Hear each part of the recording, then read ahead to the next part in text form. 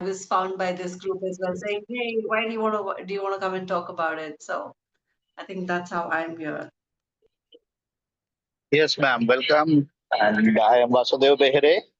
We have started this club in 2022 Yes, June. Yeah, yes, we and it's have. offshoot We of have. So the how many people 800 are days. here? I can just see eight of them. We We are have 42 42 here. members now, as of now. Wow, awesome, great, good. So let me know when I can start. Yes, the agenda is like this. First, Sakshi will be sharing what we do in FELD. Sure. Then Sanjana will tell us what we have already known about you through your LinkedIn page. Just a recap of that. And then she will hand it over to you to take Sure, it forward. sure. No worries. Okay. So, Sakshi, over to you. Good evening, everyone. So, tonight marks yet another milestone for FELD, our favorite reading club platform, with the arrival of Ms Suman Kher, an eminent communication skill coach and a beacon of inspiration in the field of personal and professional development. We are deeply honored, ma'am, that you have graciously joined us this evening to share your invaluable wisdom and your experience with us. Let me introduce the group to our guest of the evening. FELD stands for Friday Evening Learning and Discussion, a community founded 2 years ago by our visionary Vasudevji. With his persistent and unflickering and untiring efforts, what began as a humble gathering of 10 book enthusiasts and bibliophiles has blossomed into a thriving family of 172 passionate readers now, and 40 of whom are active contributors to our ever expanding journey of lifelong learning. Let me throw some light how our group works.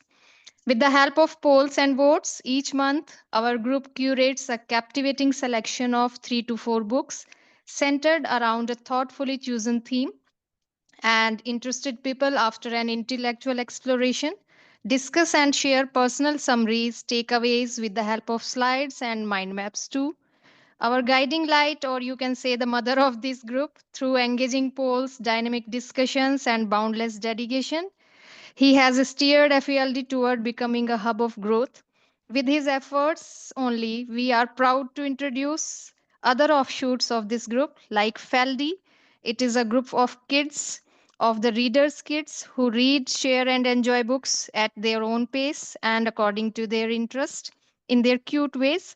And Sunday Read Aloud session is another mode of sharing and learning. With the sole purpose of reading, the group has evolved in a way that people have realized their hidden strengths and inherent potentials, and many have become writers of books or blogs on LinkedIn, motivational speakers, spiritual torchbearers, YouTubers, public speakers, and many more. As I already mentioned, that group has evolved in many ways. Inviting eminent speakers to the group is another feature of FELD to elevate the journey with great enthusiasm, as it works like a catalyst for us. And many profound speakers like Booklet Guy, Amrit, Mind Map expert Shubhraji, life coaches like Mehenosh Randeria ji and Pawan Bhattad sir had already nourished the family with their life making and life changing and enriching experiences. And we extend our gratitude to you, ma'am, making this journey all the more special with a great pride. Now I invite Sanjana Dhawanji. Kindly formally introduce our distinguished guest to the family. Till then, bonsoir. Thank you so much, Sakshi. I heartily welcome Suman ma'am to our FELD group. This is really a precious group for all of us. So I heartily welcome you, ma'am, again. And Thank you. I'm really excited to introduce Ma'am Suman Kher to our community. Suman Kher ji, ma'am, is a seasoned soft skills and communication trainer coach with over 22 years of experience. She is certified by Dale Carnegie and Ericsson International and has a certificate in dynamic public speaking from the University of Washington. That's really appreciable, ma'am. Founder of Soft Skills Studio, Suman Ma'am has been empowering individuals and organizations to enhance their communication and leadership skills for over a decade. And ma'am, you are also a LinkedIn top voice since 2022 with a growing community of 23K plus followers. That's really a huge fan following. And we are going to add more. We all are Thank going to you. add to your followers. I have started following you yesterday only. Thank you so much. That's a great. So inspiring. Actually, the way you have presented yourself, that was really mind blowing. I really On love the way LinkedIn?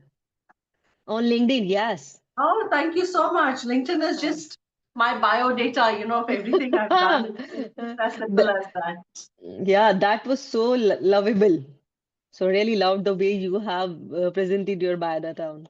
And with your expertise in one-on-one coaching, corporate training, and public Yeah. speaking, you are Thank offering you so much. insightful strategies for personal and professional growth. And there are many more things, ma'am. If I just sit to say to tell about more about, because I have read a lot about you, and so I will just concise leave upon all the community members to go to through your LinkedIn profile and check. So I am just putting a stop over here, all my top voice, because we want to hear from you more and more. Sure. So Sure. yeah, there Thank are you so much, guys, for uh, having me here. yeah. So Suman ma'am, if I keep sitting and tell about you, it will take too long to tell all the things. No, So I keeping think it you pretty short. much covered everything. So I'm keeping it short. Let's extend a warm welcome to ma'am once again. Thank you so much for coming here. My And pleasure. now over to you, ma'am. Please. Thanks, guys. Thank you. I think Sanjana has covered pretty much everything that is there on LinkedIn. So thank you, Sakshi. So what I'm going to do is I'm going to talk about stuff that people generally don't know about me. And since this is a reading group, I'm going to try and keep it relevant to that. I'm, of course, a reader, and I'm a reader as an identity because even when I am up or down or days when I don't find time, reading is something that has to happen, even if it is just a little bit, because reading is okay. Is my voice still breaking? Someone said my voice is breaking. We No, can hear right? you. Yeah. So Yeah. maybe It's it's quite that clear. individual internet connection. I'm sorry. I hope things are going to get better soon. So for me, reading is thank you, Sakshi. Okay. So for me, reading is like an identity. I'm always a reader, no matter what. Good times, bad times, books are my constant companion. I read about 60 plus books last year, which included fiction and non-fiction. And last year, I also discovered a new genre called fan fiction. So that's also been an exciting thing to do. So, which is why I am so excited to talk about reading, because to me, reading books are something that are powerhouses of information and knowledge on any topic under the sun. I know that there is a lot of content available online, which is why we don't really need books. But if you look at the research, numbers say that 1.8 million books are sold every day in the US, and half a million are sold in the UK, which clearly shows that no matter how much free information is there online, books are still holding their space, their place of importance in all our lives. Because the reason why I love books and not blogs and articles, I'm also trying to read articles in the last few months. But the reason why I love books is I feel that books cover an entire topic from all angles. For instance, if you have read this book called Presence by Amy Cuddy, I think it's one of my favorite books. It should be here. I think I've moved it from here. So, Presence is a book on body language where from the start of the book to the end of the book, you actually see the whole concept of how earlier we had a mind body connect, and how her research has tried to prove that there is a body mind connect, which means earlier we thought that our body language showed what we thought, but her research shows that we can use our body language to change the way we think. So if you read the book, you can actually see the whole area of research evolving. Another example is Atomic Habits by James Clear. I'm sure a lot of you must have already read it.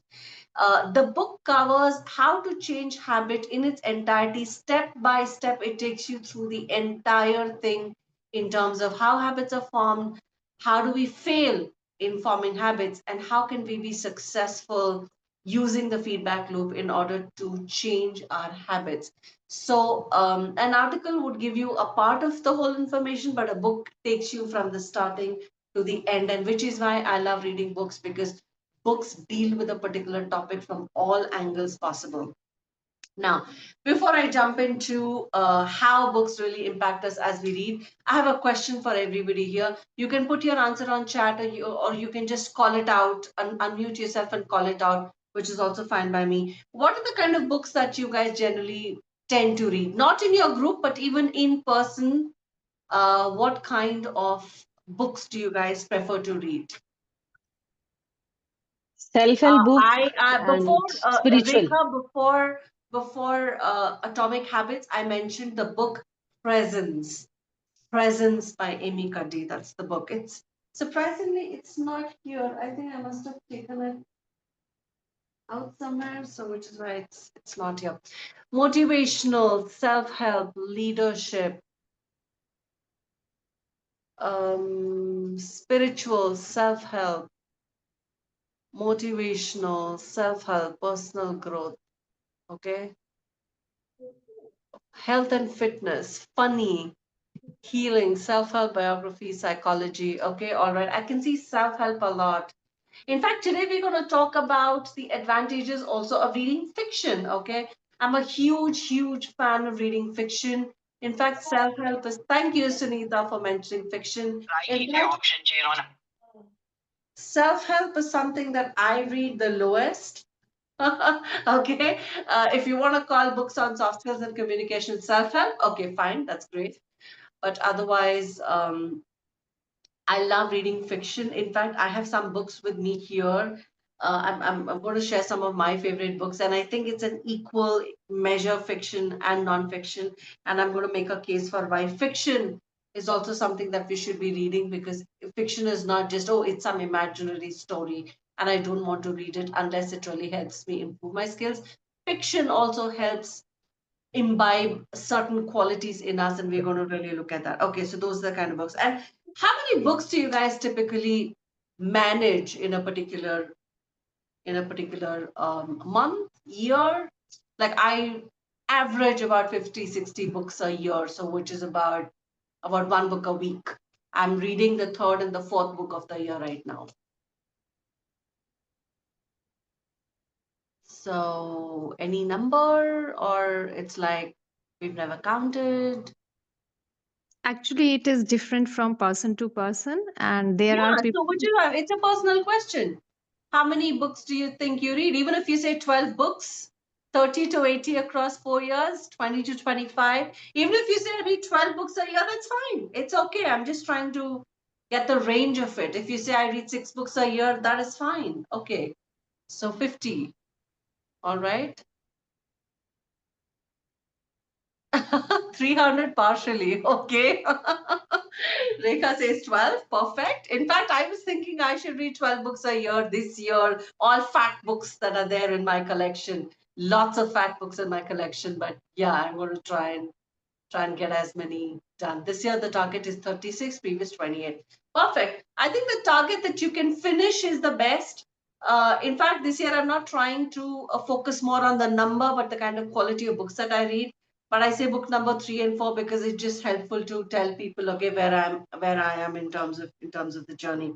Okay. Last question that I want to ask before I start is, what is it that you guys are looking for? I don't know what is fast or regular. In fact, my speed is actually slowed down now with age, especially nonfiction. I tend to read slow.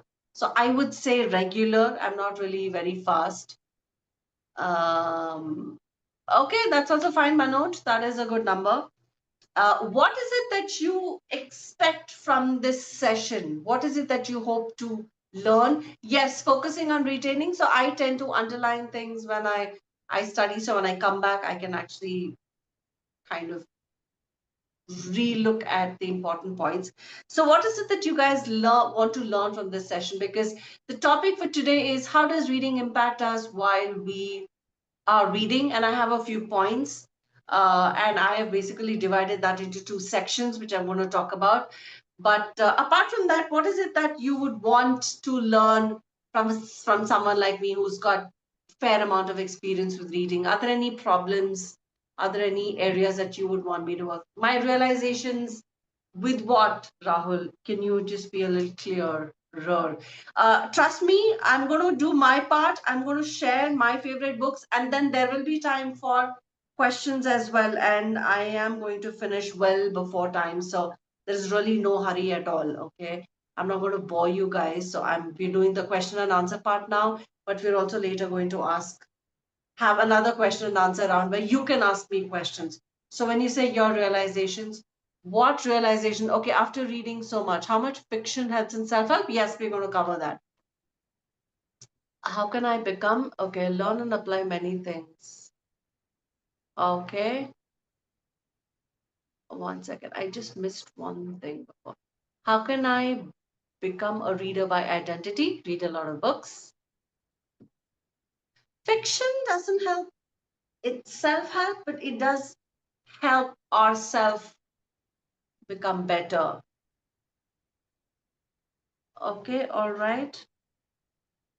Realization, fiction, retention. Just kind of getting the questions. Okay. Okay, we're going to talk about a book on body language. Don't worry. So we're going to work on that. Okay. All right. Anything else? How can I apply the learnings from books we read? Okay. Apply learnings. All right. It's not possible to do all of them, but it works. Okay. All right. We've already spoken about why I like books. Yes, retention is something that one person already mentioned. But when we talk about how reading helps us in different ways, lesser known facts about benefits of reading. I'm not sure if I have them, but I have a few facts about reading. Hopefully, you will be able to remember them. So when we talk about reading, it not just helps us in our knowledge, in skills, emotionally, we're going to look at that as well today. Writing skills, personality, and mental health. How do you get interest in some book which we have read and some are not interested? So, with age, I think I have a rule. If I don't like a particular book, if I thoroughly hate it, uh, I will not read it because I feel I'm too old to waste time on a book that I really, really don't want to read or I don't like reading. In fact, last year I had quite a few DNFs, which is did not finish, and I've learned to be okay with it. It's perfectly fine. Okay. I'll also share how I manage to read 50, 60 books a year. I don't start off as a goal. If you look at Goodreads or I'm a part of a few online clubs, they talk about what is your goal to read. I don't start with a particular goal. I don't say I want to read 50 books or 60 books or 10 books, 12 books. I just read. Okay. At the end of the year, if I hit 50 books, fine. If I hit 60 books, it's fine. There's only 1 year when I hit 80 books because I was participating in a challenge, which is fine. I've never tried to beat that record or even meet that record. Okay. So probably I'll share my system of reading with you guys if that helps you. Maybe if that's something that you're going to be interested in. So reading can help you summarizing a book. Okay, you can keep your questions to the end as well. I've written down all your points and I'm going to try and cover these. So it talks about so reading can help you with your knowledge, your skills, your writing, your personality, emotionally. I'm going to talk about two important things out here. I'm going to talk about how does reading impact our skills and how does reading impact our personality. Skills and personality, those are the two things that I'm going to be talking about. Now, when we talk about skills, I'm talking about practical skills. Number one, uh, reading helps us gain knowledge. Now, whether it is fiction or non-fiction essentially helps us gain knowledge. Okay, for instance, one of my favorite authors is Malcolm Gladwell. And Malcolm Gladwell, in fact, I have a whole box set of Malcolm Gladwell because I really love him. Some of his books I still don't have, but at least I have the most important ones. So if you look at Malcolm Gladwell, there's a book called Blink. Blink by Malcolm Gladwell is one of the most popular books. Now, when I talk about it helps you gain knowledge, what does Blink help you gain? Now, Blink helps you understand that we tend to make decisions in the blink of an eye. How does that help me? Now, when I coach people, I coach them about body language, I coach them about voice modulation, about structure. And one of the examples in the book is how people tend to focus more on our tone rather than what we say. If you're talking to a small child, and if you use an angry tone, but you use good words, the child is still going to start crying because the child is going to focus on your tone. So that helps me understand the importance of blink decisions. And it helps me tell my clients that if I say voice modulation is important, I'm not saying it. There is research to say that. And when I'm able to say that, a book called Blink by Malcolm Gladwell talks about how tone is necessary part of communication, whether you're talking to a child, your spouse, your boss, your subordinate, or your friends. No matter who you're talking to, your tone will be different, and the way your tone is how your words are going to be perceived. A lot of times we tend to say, but that's not how I meant. And the person who listens to us says, but that's how you came across to me. What is it? It is tone. People may not actually consciously think about it, but unconsciously people know that's the kind of tone that you use. I did not like the tone of what you said, right? So, which is why when we read, we get information, we get knowledge. And when we use that knowledge, some people are asking about applying that knowledge. Try and look around you and see where can I apply this kind of information. Okay. Now, for example, body language. Someone was talking about body language. Now, when you read a book on body language and somebody talks about how you should use your hand gestures or you should sit straight, you should maintain eye contact, think about your communication situations and say, when I talk to my team or when I talk to my boss or when I'm virtually in a box, my body language has to stick to this box. If my body language is here, down here, it's good if I'm speaking to people in person because I can see the whole of me. But if I'm in a box, think about it. How will you change your body language in order to ensure that you look into the camera? You're not looking at the person all the time, but you're looking into the camera all the time. And then your hand gestures are high up. So when you learn about body language, you apply that to your real life situation. And that's how you will not just one retain, but also be able to apply. Okay. So knowledge is number one. Cognitive ability is another thing that reading is supposed to increase. By cognitive ability, I mean assimilating all ideas in a particular book. I'm a huge fan of rereading books. I don't believe that you need to read books only once. There are some books, not all of them, there are some books that really need reading a second time. After a period of time, maybe you don't have to finish the book and go back to page one, which I have done with some books because I love them so much. But otherwise, it is important for us sometimes to read some books a second time because we change, the way we think changes. And when we read that book again after 2 years, 3 years, sometimes even 5 years, the way we look at the book and the way we connect with the book, the way we revise the book completely changes. Okay. So assimilating all ideas in a book sometimes takes more than one read, but assimilating that idea improves our cognitive ability. For instance, like I said, the book Presence helps you see how the whole idea of our body shows what we think changes to how we can use what we think through our body language. So it assimilates the whole idea of how body language has changed. This book was written in 2015, and that is as much recent as the research is on body language. So if anyone talks about the latest research in body language, you can always talk about this book and say how power pose helps us use our body to feel more confident. Okay, so there you go. So that's where you can actually start using this information and telling people that I've read this book and I know this is a research from 2015. Better vocabulary is one of the best gifts that you can get from reading. Now, when you need to learn vocabulary, do not stop reading and look at the word meaning. Always write down the words from your reading session and then sit down and look at all the word meanings, because if you stop reading and start looking at the words, then your reading is completely disrupted. You will not make any sense of what you're reading. Okay. So you finish reading and then sit with your list and start making word meanings. Note them down, spend more time. How do you improve vocabulary when you read?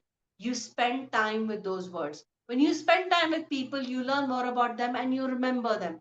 It's the same case with vocabulary, where you spend more time with the books and then with the words, and then you revise them, you keep acquainting yourselves with them again and again, and that is how you will be able to remember them. In fact, better vocabulary also helps you become a writer. We're going to come to writing skills as well, because when your vocabulary is better, you automatically become a better writer. You have better concentration and memory. How many of you feel you find it hard to read because it's meant to quietly sit down? Your mind sometimes doesn't stay quiet enough for you to read. You can say me, you can say yes, or you can just raise your hands. I think if you raise your hands, I can't see everyone on one screen. But if you type out me, or if you type out yes, I'll be able to see. How many of you feel it's hard sometimes to sit down and just focus on the book? Your mind goes all over the place. Vasudev, Beenal. Okay, there's a thumbs up as well. Can't see your name. Couple, me based on the book. Okay. Sometimes, yes, all of us do that. Yes, yes. So ironically, sometimes yes. Okay. So ironically, the more you read, the less restless you're going to feel, because reading makes better concentration and memory. Why? Because number one, you have to do away with your phone, right? You have to do away with your phone, because you every 2 seconds you can't keep checking your notification. That itself is a huge relief for your brain. The restlessness that comes with constantly pinging notifications. Yes, in fact, I think reels and shorts are the worst culprits when it comes to um, ruining our focus and concentration to sit and read a book, because reels are so quick. You know, the dopamine hits are really fast. Yes, Rahul. So, reading enhances our ability to sustain focus. So, even if you're not able to focus, the idea is to sit down and try and focus. Sit quietly and read. Okay. What I tend to do is, if there are days when I'm not able to focus, I will set a timer for 5 minutes and I will tell myself I have to read only till the timer rings. Till the timer rings, I'm not going to do anything else but read the book. In 5 minutes, you will easily have finished 2, 3 pages, and you're already engrossed by the time. Sorry, by the time the timer rings, and then you don't need to set a timer. Okay. So ironically, that is how it's built, where you're able to be cognitively better in terms of reading. In fact, research also shows that when people have and women have brain fog due to menopause and other hormonal changes, reading becomes difficult. But if you stick to it, your mind just learns to focus and help you read. But if you give it up and say, oh my God, it's so hard for me to read, then you just lose out on that ability of reading. Okay, so which is why it's better focus and better memory. I hope that all of you put your phone on silent and put your phone away when you read, because having the phone in front of you, and if it's pinging, it's lighting up, it actually becomes, yes, readers are leaders and rest are all followers. In fact, when I coach people one on one, reading is one of the top items on the agenda for understanding how language works, how structure works, how vocabulary works, uh, and for them to be able to have wider interests. Because as leaders, you can't say, I can talk only about work. you also need to be able to talk about a whole lot of variety of topics, and reading just helps people gain knowledge and information about so many different varieties of subjects. And I don't mean to say that you need to read only these kind of books or these kind of books, just fiction or non-fiction. You can read any kind of books. Yes. Pomodoro technique is another way to do it. One of your friends in your group has actually mentioned that Pomodoro technique is another way that he or she uses. In fact, when you remember something, you write something down in a piece of paper, is a tip that I had shared on LinkedIn very recently. And LinkedIn News picked that up today to feature it on their LinkedIn News channel. So that reminds me of it. So to me, sometimes Pomodoro is too long. When I set a timer for 25 minutes, in 5 minutes, sometimes when I'm so restless, I'm likely to move on to something else. So, based on my state of mind, I usually set up sometimes even a 5 minute timer, because by the time Pomodoro finishes, I would have probably left reading, somebody would have called me, a doorbell will ring, something will happen, right? So, which is why it kind of. So, someone's asking me AI versus reading a book. I will come to that. I'll come to that. Okay. All right. That this is very interesting because I recently came across an app which gives you short forms of all the books. Then why do you want to read a book? We'll come to that. Okay. Writing skills. How does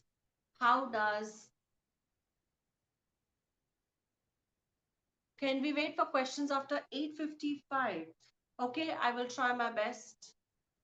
Are you telling them or are you telling me? I don't know who that message was for. So, okay, you're telling the crowd. Okay, all right. No worries, you can keep asking. I've kind of made a note of all of them. If something is left, you can always tell me. Okay, so writing skills are also improved. The best writers are avid readers, because if you don't have great input, you cannot have great output. That is also one of the reasons why I recommend and I encourage and I make it a point that my clients who are working with me have to have a reading slot every single day, because good input is equal to good output. When you read good material, you will write good material and you will speak good material. Okay.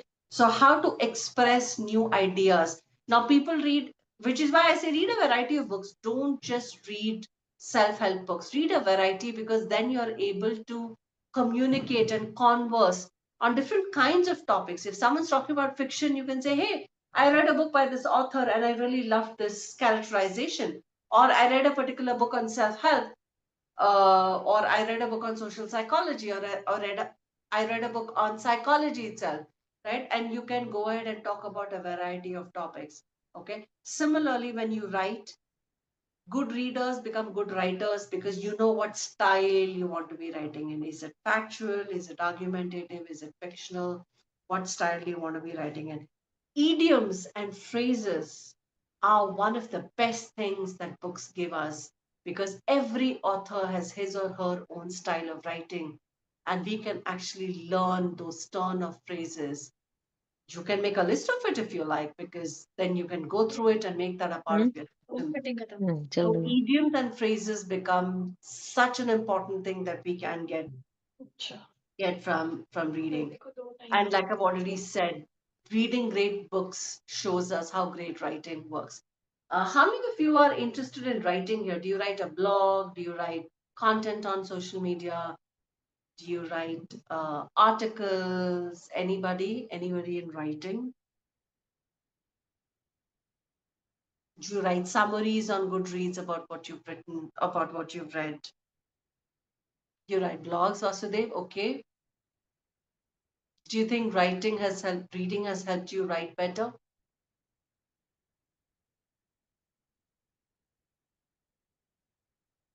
Wow. Daily one book summary. Okay. And there are 7 authors in the group. I've just started some time back. Okay. Articles in newspapers. Wow. Dr. Suhas Merchant. Oh my God. Great. Fantastic. Thanks, Nisha. Fantastic. So when you read, you know what great writing looks like. In fact, one of my areas of interest is reading books on writing. If you've heard of Stephen King, his book on writing is a book on writing. So he shares his style of writing. I'm currently rereading a book called Bird by Bird by Anne Lamott. That is also a book on writing, and she shares her system of writing, and she has a lot of metaphors. When you read the books, a lot of times you don't even think it's about writing, you know. Her writing is so unique, and her way of approaching reading is so different. Okay, so reading books on writing gets you to write better, but also read good books. Okay, so I can think of so many. um can I maybe send a list of books later? Maybe I can send it to Vasudev, maybe like a PDF, and you can. I mentioned Stephen King. In fact, I'll forget later what I mentioned on writing. In fact, that book is right here. It's called On Writing, a Memoir of a Craft by Stephen King. And another one I mentioned was Bird by Bird. So I don't have that in my office. It's downstairs at home. And Bird by Bird by Anne Lamott. Okay. So he's talking about how he got into writing and what is his system of writing. Anne Lamott talks about her system of writing. There is another author called William Zinsser whose book is On Writing Well. He talks about a whole lot of different genres, whether it's an interview, whether it is fictional writing, argumentative writing, non-fictional writing, newspaper articles. So he looks at different kinds of genres and gives you tips on how to work on different kinds of genres. So when you read books on writing, it's both reading a great book, but also improves your craft of writing. So I think two things get done at the same time. So I kind of really like that idea of this thing. Reading obviously helps our speaking skills. Reading helps our speaking skills because uh, we tend to speak about the idea in our own language, right? How many of us have heard of Toastmasters clubs? How many of us have heard of Toastmasters? Toastmasters International? Anybody? You can say yes. Archana, Rajesh. If you raise your hand, I can't see everybody. I can just see like 8 people on my screen.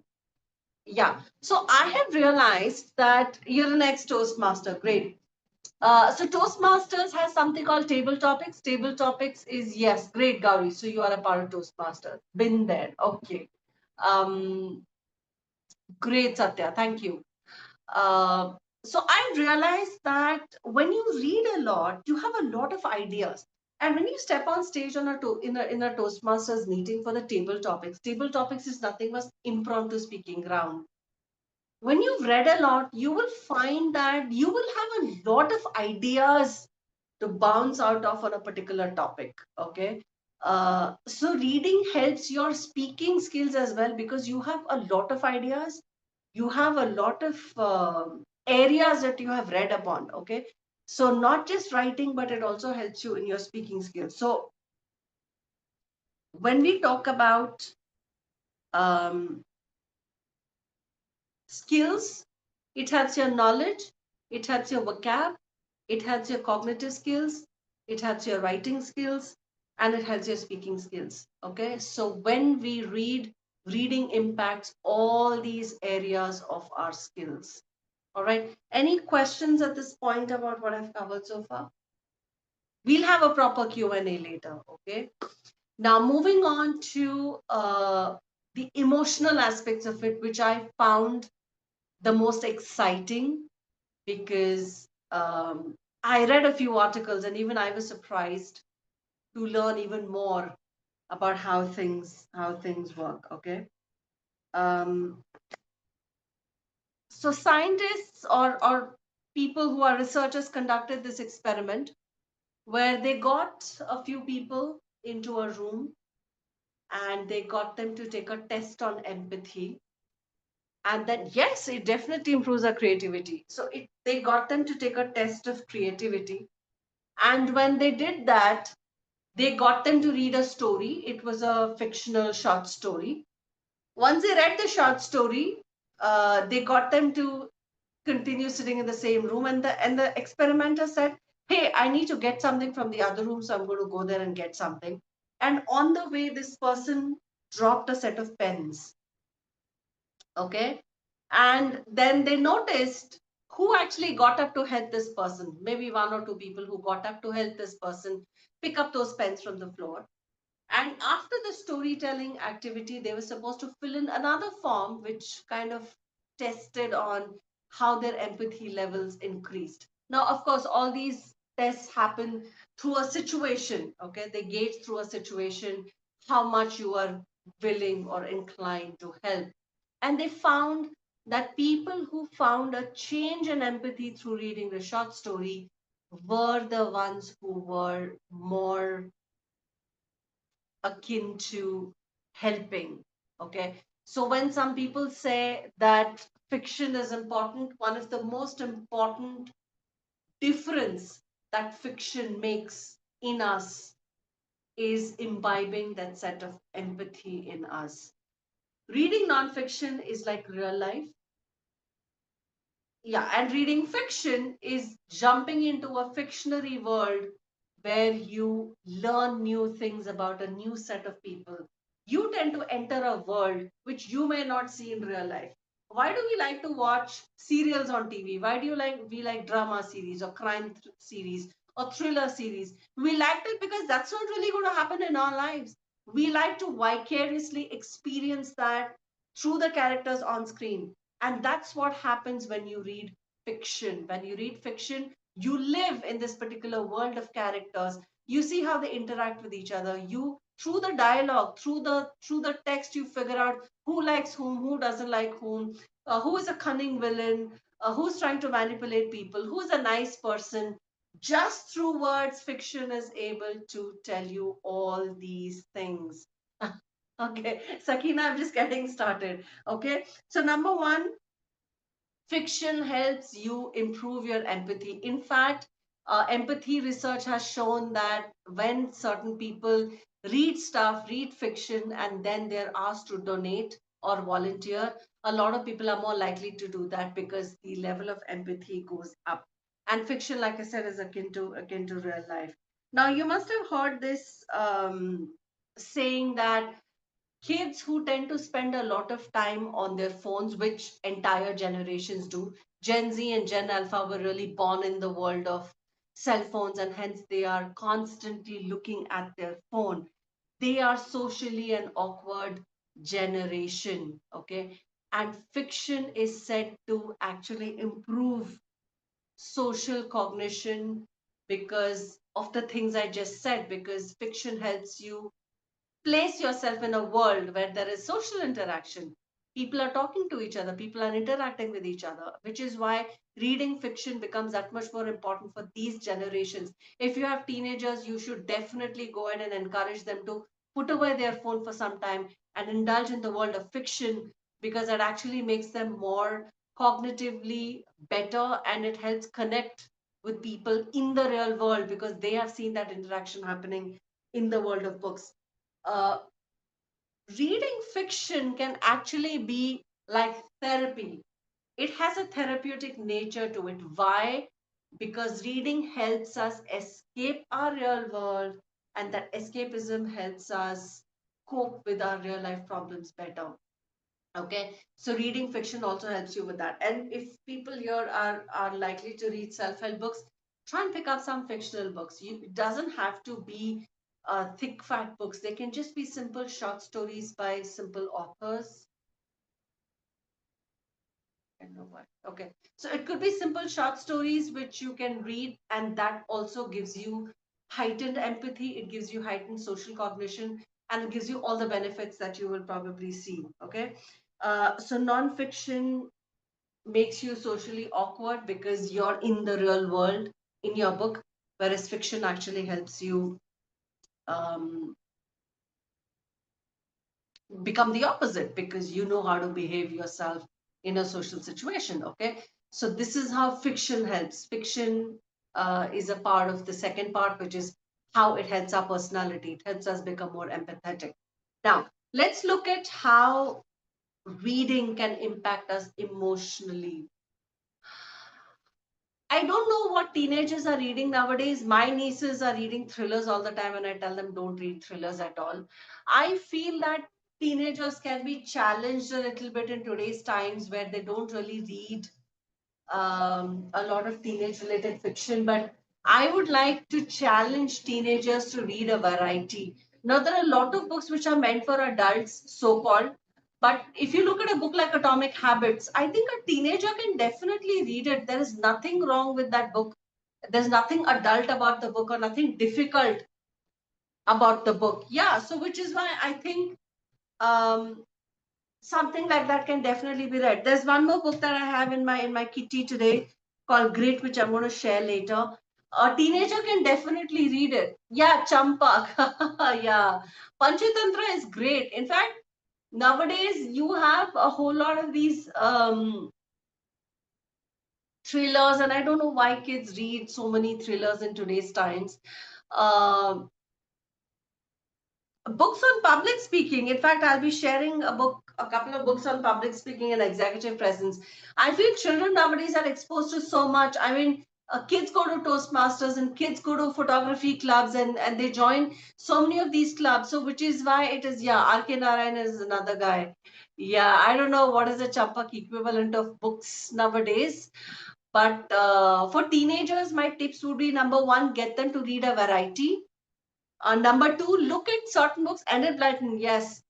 Look at books which maybe are not teenage oriented, but even teenagers can read, like books on public speaking, books on Harry Potter series is great for kids. I mean, for teenagers, it definitely works. Books on public speaking, books on body language, books on habit building. Okay, and also introduce them to fiction as well. It's not like you have to say that. Jeffrey Archer is a great author for teenagers as well. Tons of short story collections which are so simple for kids to read. And even if they find a few words over there which are difficult for them to understand, even better. So that way it's a challenging level for them. So they can start building their vocab right away. Okay. I'm going to quickly finish how books have a mind-blowing effect on us emotionally as well. Uh, did you know that reading can actually, Wimpy Kid series is also fun. It's fun. Yes, teenagers can read, but maybe up to the age of 15, it kind of gets very simple when it comes to, it becomes very simple when it comes to maybe kids who are slightly older. Okay. Did you know that reading can help you beat Alzheimer's? I have no idea why kids love thrillers. I'm sorry. Reading helps you beat Alzheimer's by 32%, I think, which is very close to how it helps beat brain fog as well, because it activates neural pathways in your brain. It activates, and I hope you know that every time you read something new, you're creating a fresh neural pathway, because one piece of thing that you already knew is connecting with a new piece of information and joining in that part of your mind, whether it is about cognition, whether, yes, reading rewires, absolutely, it rewires your brain, which is why reading is said to beat. Okay, I'm not the best person to give you suggestion on books that kids should be reading, because I deal with adults and above, college kids and above, maybe. So I'm sorry, you'll probably have to Google that a little bit. Okay. So reading helps you beat Alzheimer's by 32% because it rewires your brain. It keeps your brain as a muscle active.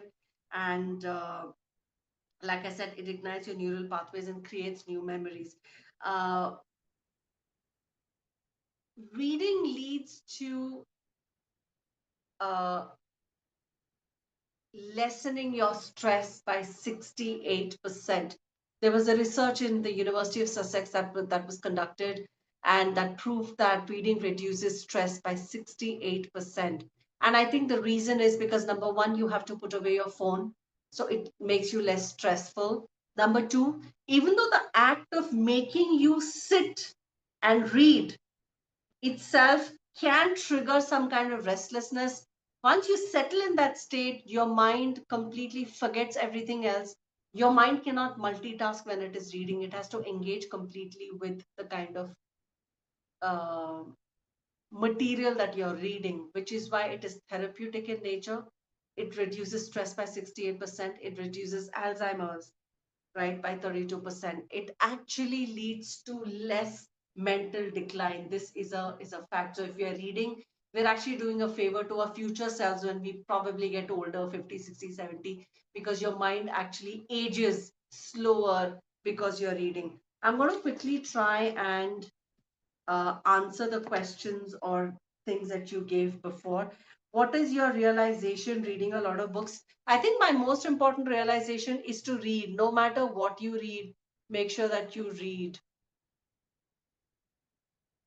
Okay, so someone said that Srinivas says that when I read every night, Ramayana before I go to bed, it's like an addiction. In fact, you know what? One of the points that I also came across is that reading can be a signal to sleep. It can be an every night ritual, which it is for me. After I have my dinner and watch TV, blah, blah, blah, I need 15, 20 minutes or 30 minutes with a book where I unwind. I usually reread simple fiction books which I've already read in order to unwind, because then my mind quiets down. I'm not thinking about tomorrow's to do list. I'm not thinking about what all happened today. I am just engrossed in this. And that is actually a signal for my mind to say that everything is quiet. Everything needs to, just simmer down. And then it's my signal to sleep. So that is actually the last thing that I do. And I actually have a bed light specifically for that. No matter which house I've lived in, I've always had a bed light.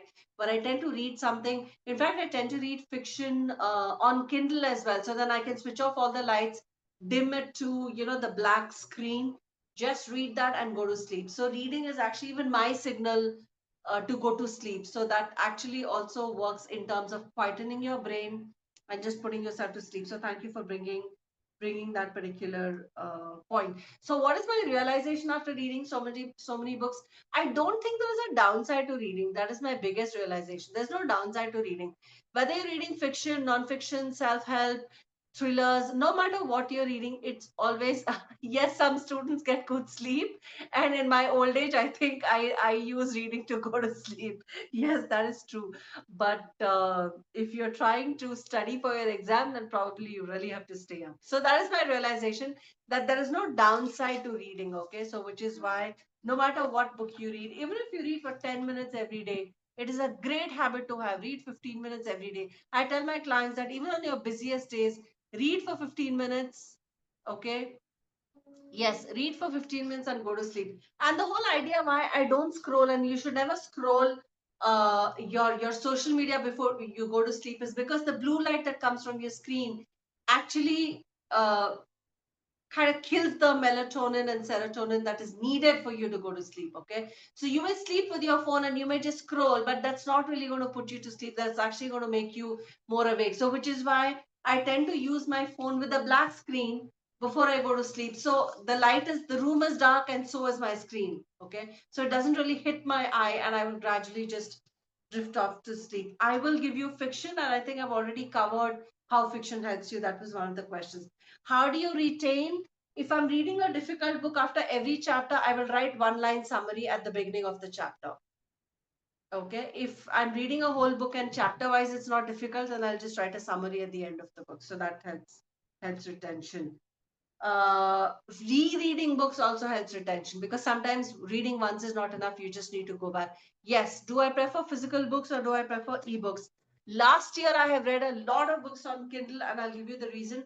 I'm still a huge fan of physical books. All the important non-fiction books that I buy are physical books because I need to underline and stuff. Last year, I realized that non-fiction books really work well when I go to sleep. In fact, I was just telling you about a book, and I just saw that Presence is also right here. This is another book that I was talking about, Presence by Amy Cuddy, which talks about the latest research in body language. Okay, so in fact, all the books are right here. So I do a mix of both. I will always be reading one fiction, one non-fiction, and one Kindle book. Okay, that is usually my process. So based on my mood, I'll pick up a fiction or a non-fiction book. Based on where I'm sitting, whether I have good light, I'll pick up a physical book. If I'm in my bed and I'm almost trying to sleep, then I'll pick up a Kindle book, make it the dark screen, and just knock off a couple of chapters every night. So that way, in during the day when I'm awake and I'm active. I read a non-fiction book because I need to actively engage with that. But otherwise, I will read a fiction book during the night when my brain is not very active and it's just a story. Okay, that's usually my system of reading, and that is why I read two, three books at the same time, and which is why I think my rate of reading books is also slightly higher than the others.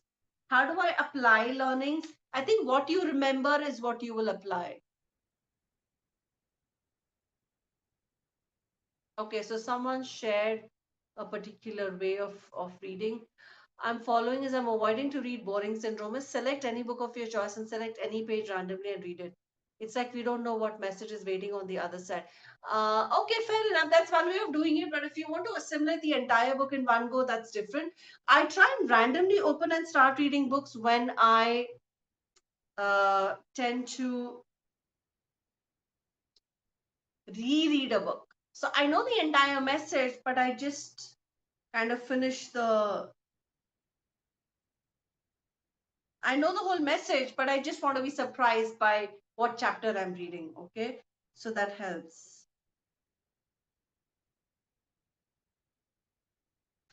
uh Medium, I think I've already answered whether I like fiction, non-fiction, or I like Kindle or this thing. uh okay, should I read AI or should I read a book? It's actually your choice. If you want to read a summary and not enjoy reading an entire book, then that's totally your choice. I strongly believe that reading a summary will never do justice to the experience and the joy that you have by reading an entire book. So I am anti AI summaries. I'd actually like to read the book because any book that you want to learn from is worth reading and doing justice to. I think now I'm open to questions. I hope I'm not too late. I didn't think I'm going to speak so much, but maybe I'll share my favorite books if I have time. But I'd like to take up questions first.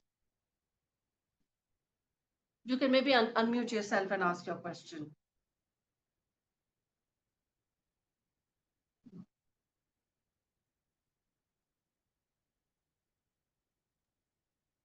Any questions? Archana, This is Manish. yes, Archana. How to read a book which I have read to read, but I am not all interested in that book. You put that in the chat as well, right? Yeah, Archana has put that in the chat. Okay. Why do you have to read that book?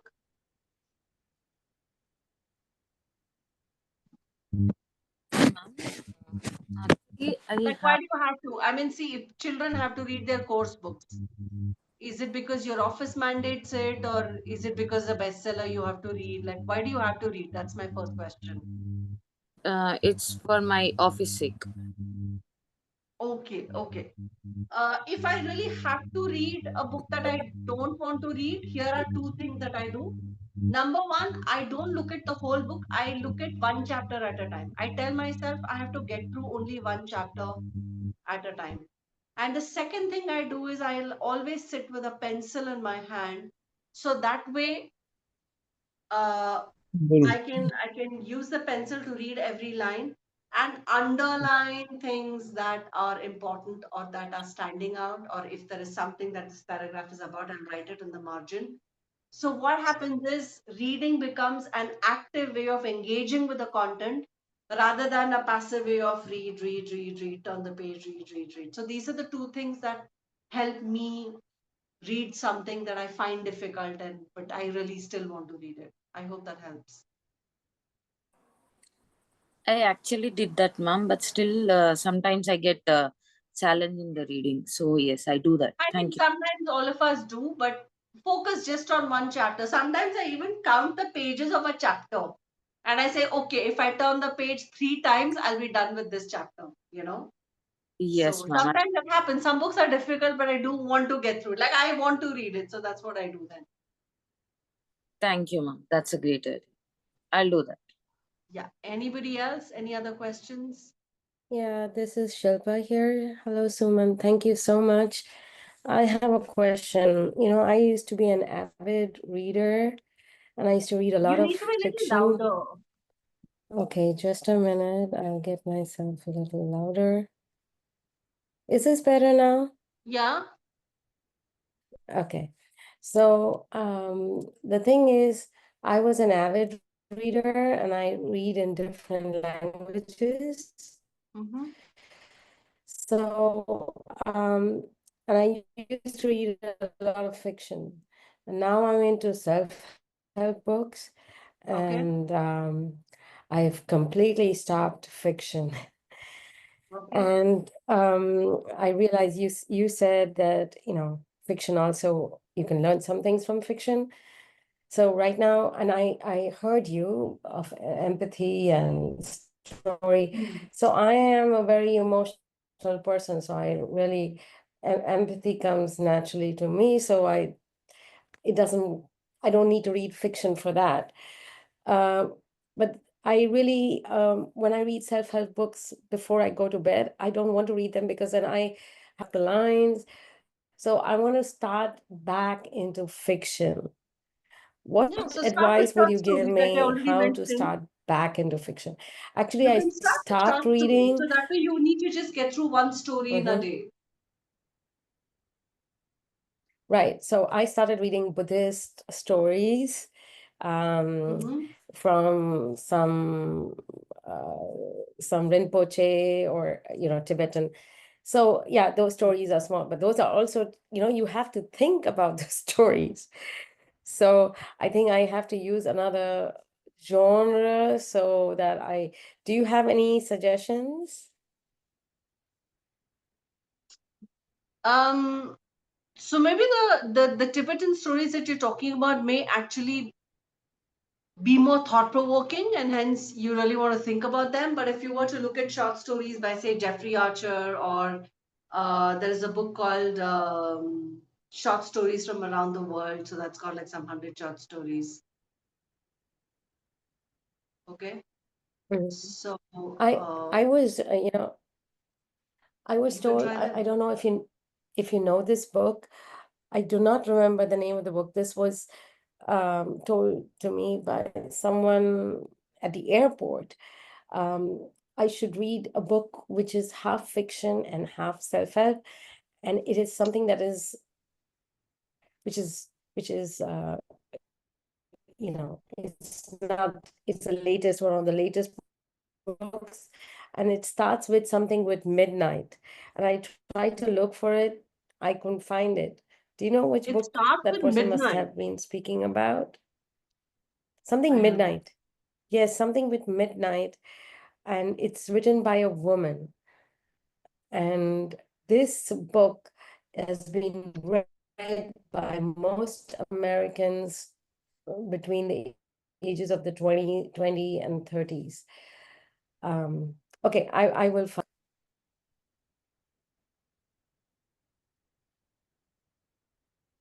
But don't worry, Suman ji. But is I this? will. Yeah, there are tons of books with midnight in the title. Yes, that's what I said. Cool. The Midnight Library by Matt Haig, is that the one? Vasudev has Thank kindly you so much. And named. No, I no, don't it's think not that's the book. by Matt. It's a woman's. It's a It's a woman woman. author. Okay, all right. Any other I will questions, send you guys? the name as soon as I find it. Cool. Any other question? And you're going to send a list, right? If you're going to send Yeah, a list of the books, I have are that you with going me. to I'll send probably it jot it according down and make a to PDF. communication, voice modulation? You want me to suggest books on voice modulation?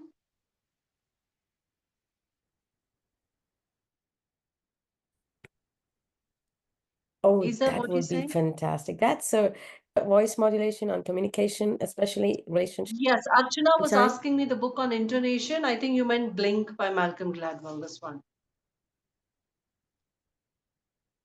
Midnight Sun by Stephanie Meyer, is that the one? Krishna, you raised your hand. You can ask me your question.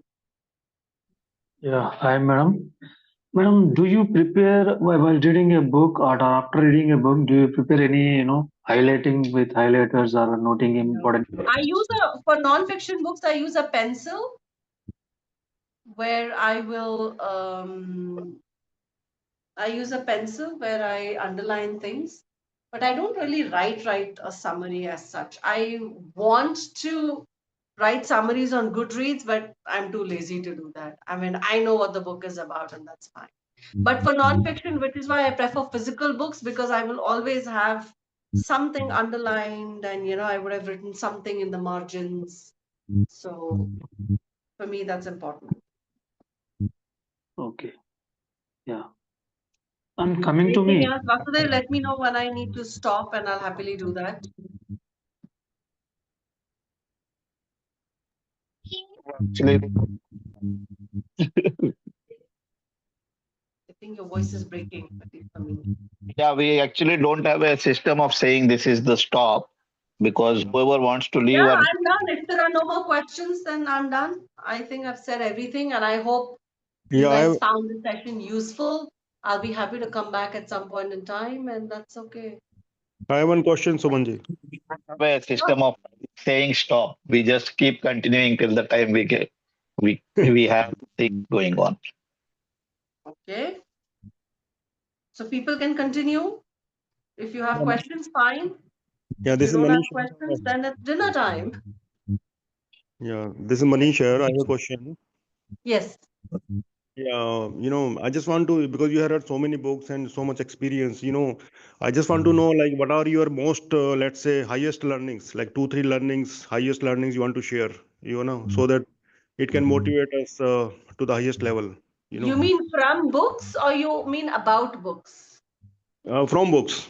It happens, sometimes we read something and it connects to our, our mind, to our soul, and that really, that really gives you something, the answers that you're looking for, to stay motivated, to keep going. And it touches your, it taps your potential, because every person has some great potential inside them, right? Okay. Sometimes you I connect think something by reading books that it really, sure. yeah, कहते हैं ना, मजा आ गया यार बस, it really connects with you. That's how it is. So when you talk about my work related stuff, there are a few books. In fact, I have some of them right here. There is TED Talks by Chris Anderson.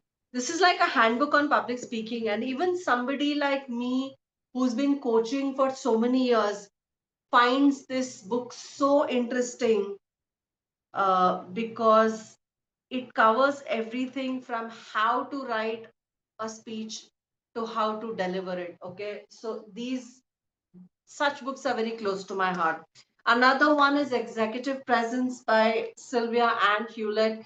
This is a handbook on executive presence. Anybody who's working and wants that executive presence as a leader, this is the book to read. Another book that has really uh, left a lot of imprint on me is The Confidence Code by Katty Kay and Claire Shipman. I recommend that every woman should read this because this talks about uh, the lack of confidence that women usually feel and why is that. So the authors go out there and try and figure it out from a social perspective, a cultural perspective, an anthropological perspective, a genetical perspective, okay, genetic, and see what is it that's making women underconfident in pretty much every field. And then the last chapter talks about how should we, how should women cope with this lack of confidence and ensure that they reach a space of confidence. Another book that has left a huge imprint on me is Grit by Angela Duckworth. I read this last year, and this book has actually become an all time favorite for me because we talk about passion, we talk about confidence, we talk about communication, we talk about leadership. but we don't really talk about grit. Grit as in sticking to one thing, you know. And this book by Angela Duckworth, she is a pioneering researcher in this particular field, and she has all her learnings in this book. In fact, I sent this book to my I sent this book to my niece as well, and this is actually one of the books that you can encourage even teenagers to read, because or you can sit down and read each chapter with them, because language wise it's not very difficult.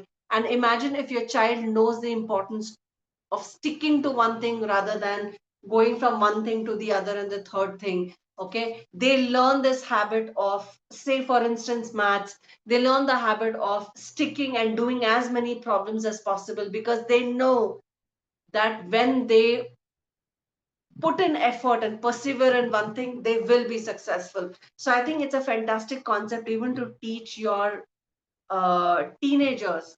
Okay, and Chris Anderson again is a book which even your teenager can read and learn how to become a better public speaker. So those are the things that have really stuck with me, and I believe even presence for that matter. Power pose is something that I talk about in all my coaching sessions, where how do you use a confident body language to feel more confident mentally. So these are a few lessons that have really stuck with me, and I actually use these learnings in my everyday life as well.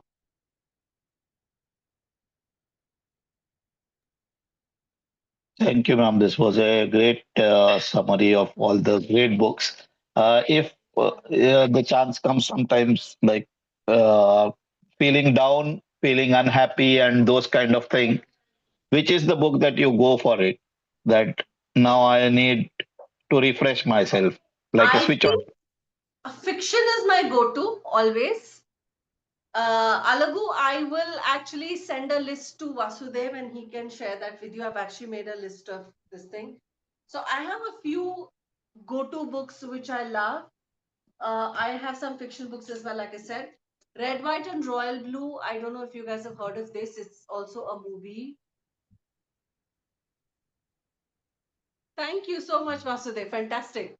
So these are fiction books, Red, White, and Royal Blue. It's in the queer romance genre, but the way the love of two men is brought here together, which is not uh, too explicit, but there's a lot of emotion in it. It talks about it. Of course, there are these two characters, but it's not about it's about how love can be between any gender. You know, it's not really about a man and a woman romance. It's written very well. The way the story evolves, okay, and the way the emotions are portrayed, I really love this. In fact, this is a book that I have on Kindle as well, and then I went and bought a physical copy of it because I loved it so much. And in fact, even now, I'll jump into this book someday. I just want to just generally read. I can just jump into this before I go to sleep. Just randomly pick up a chapter and read it, and it just makes me feel refreshed. Um, Frederick Backman is one of my favorite fiction writers. I have pretty much read most of his books. I've just got one book because a lot of them are on Kindle. This one is called A Man Called Ove, which I think was his first book. He's a Swedish writer, so you will find all his books in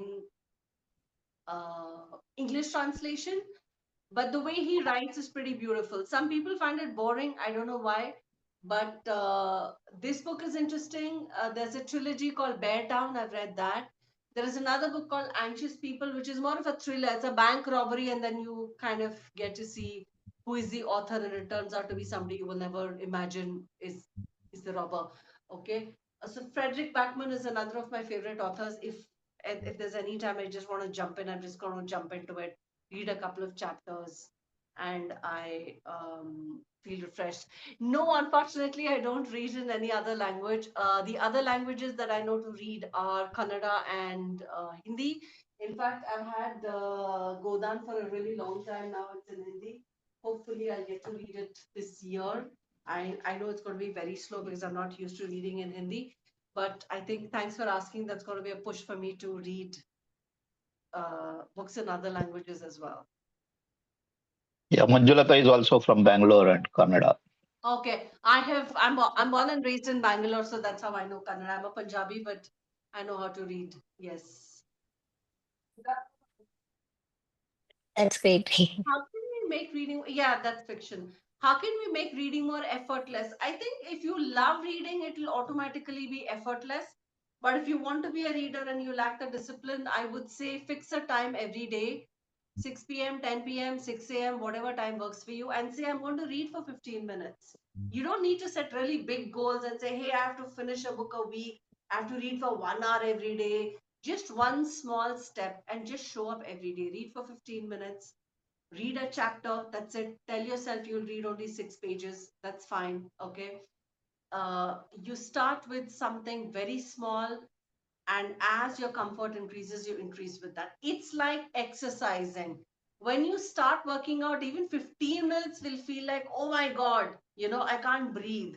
But as you keep working out, you will say, I need more. Get into a 30-minute workout, get into a 40-minute workout.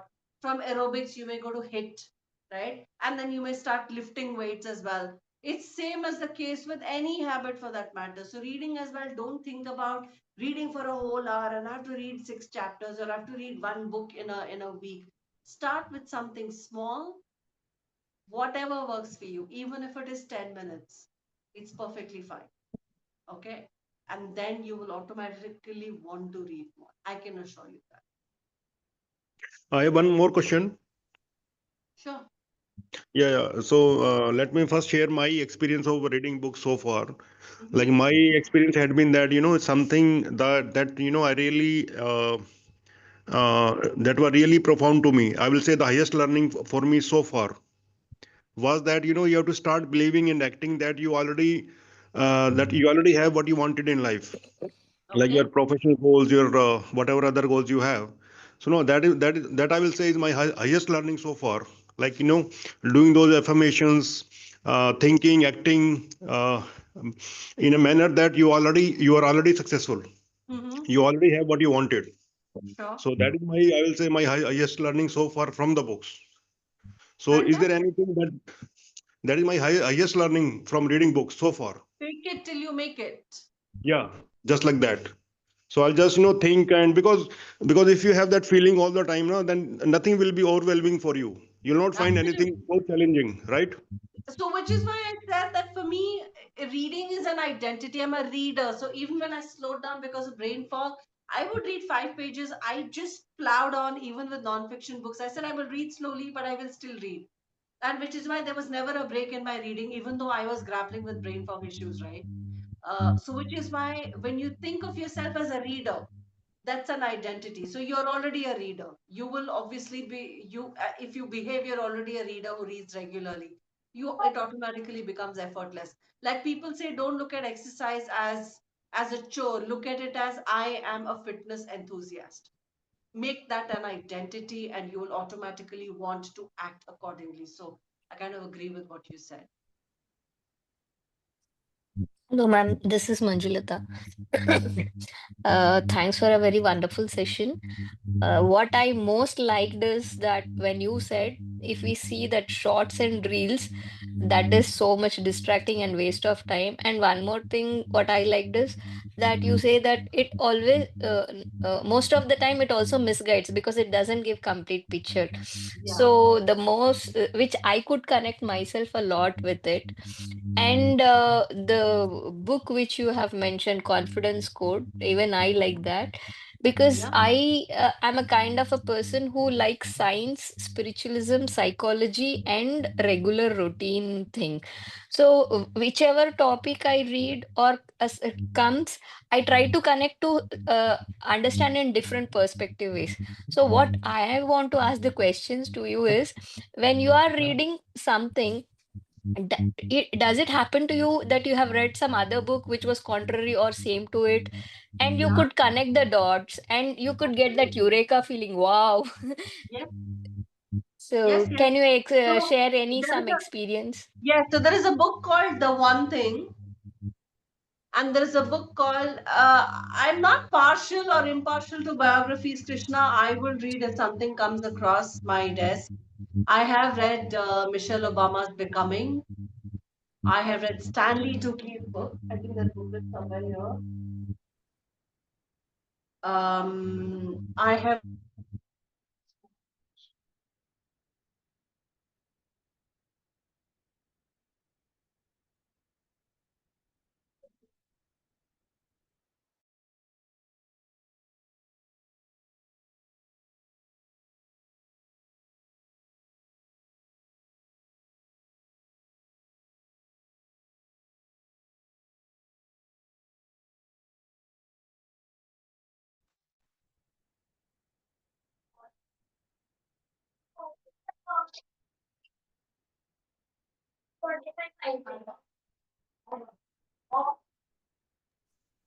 Screen is frozen, I think.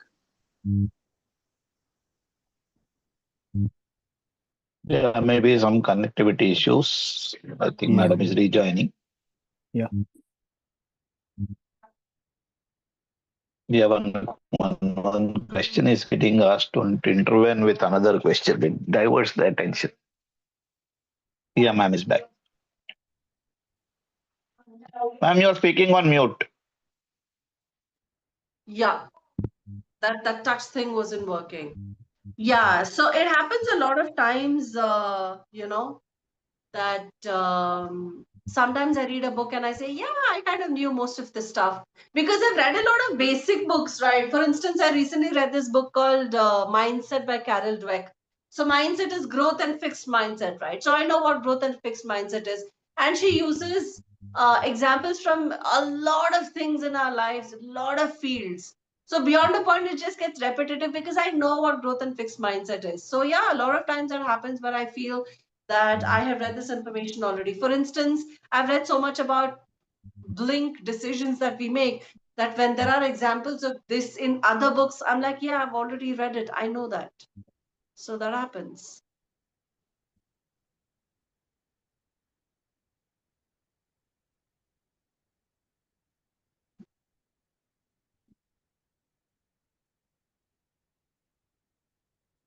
Okay. Any more questions? We will take last one because it's already 9:30. Yeah.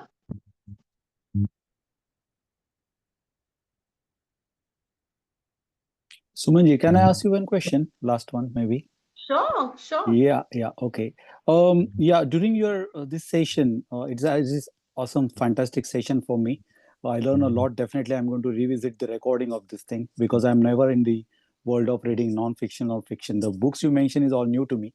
My question is, you mentioned that all the books that we read goes into our memory, okay? And you by that you become a good writer and reader. Definitely, you can impress the all people around you because you are knowledgeable with so many after reading so many books. I can clearly see that from your communication, everything. My question is, when I read self-education book, self-help book, and every book has say 20 different action plans, implement this different techniques into it. And if I read say 50 books, there are 500 techniques. My question to you, you mentioned you don't make any summary or any so my question is, do you deliberately implement those strategies or what you have learned from those particular, because when you start reading the book, before the book and after reading the book, you are totally different person. Okay, I felt that many times. So do you really work deliberately working with this idea in your life, in professional life or anywhere, or you totally based on your memory ki jab time aega I will get the answer from my memory or from my experience because I read so much. So my question is around implementation and action. Actually, I would say both because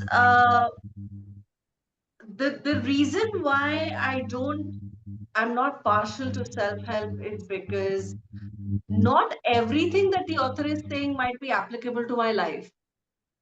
So Yeah. if I read 5 books and each one has 10, then Yes. obviously my life will not find all 50 relevant. Yeah. And like I already said, whatever we remember is what we will apply, which is why Yes. rereading is such a great thing, Yes, I right? like that And line. there Yeah, are that's a why. lot of times when the situation arises, I remember. In fact, when I read Blink, I did not make the connection between the tone and how I coach my client, right? Yeah. Because I wasn't a one-on-one coach at that time. But when I started coaching people and I started telling them why tone is important, suddenly this thing came in my mind and I said, did you know that there is research in this particular book where they've gotten married couples to talk to each other and recorded the whole thing? And whether they played a 3 minute clip or a 3 second clip for volunteers, everybody was very accurately able to say, looking at their communication, whether this couple will be divorced or together in 5 years with Awesome. 100% accuracy. That's how important tone is, right? So that Awesome. Yeah. kind of suddenly came up into my mind, and I said, oh, wow, Yeah. this is what I read, and here it connects. Exactly. Yeah. Okay. So I tell Fantastic. people that example, and I tell them, I'm not saying voice modulation is important. Here is the research, and let me tell you how that works. right? So sometimes Exactly. Yeah. it kind of connects retrospectively Yeah. as well. Yeah. Awesome example. Thank you, Sumanji. Yeah, thanks. Awesome session. And Thank definitely, you. Vasudevji want again this type of sessions. These are really useful. Yeah, it's awesome. Thank you. Thank you. Thank you so much, Sumanji. It's very wonderful interaction today, and it was more interactive than what I ever would have thought. You have been very active. You're seeing the what messages in the group or in the Zoom session and responding to That is them. interaction in virtual world. No, the chatting is the interaction. If I miss that, then how will I talk to people? Yeah. So uh, that and lot of things that questions which were not even have occurred in the mind have got created and then answered. So thank you so much for a very like I just keep on asking people whether they would like to join the session and give us some of their advice or learning to us, and very much thankful for you for just one message you could come to us, spend about 2 hours with us. So much I don't have words to thank you, but You're welcome. I enjoyed it a lot. I did. Reading is my passion, so I love to share that with people. yes. So I asked after 2 years, and I am happy I did that. I've been following for 2 years, and then I have asked you to. Thank you for pushing me, which is why I said, let's look at a concrete time. Otherwise, I'm just going to forget, something or the other will keep happening. So that's a good thing.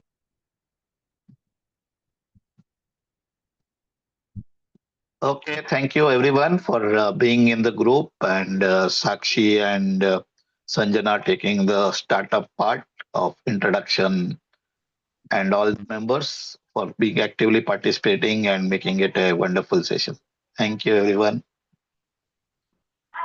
Bye, guys. Good night. Thank you, everyone. Enjoy your weekend. Thank you. Good night. Bye. Good night, all. Thank you so much. Good night. Thank you. Hey, madam. Good night, And a all. big thanks to Vasu. Thank you.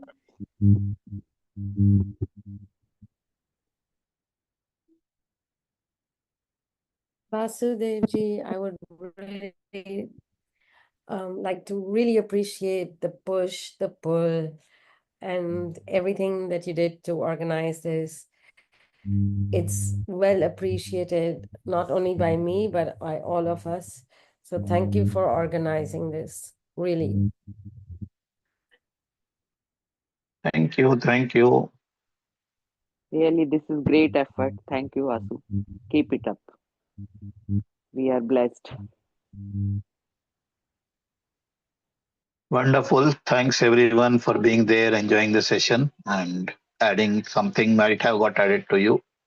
So I will be conducting a poll, and whether the recording of this session should be shared or not. And session recording will be shared only on Sunday based on the response on the poll.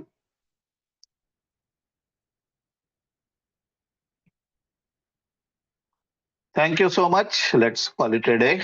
We will meet next as per the situation. Thank you.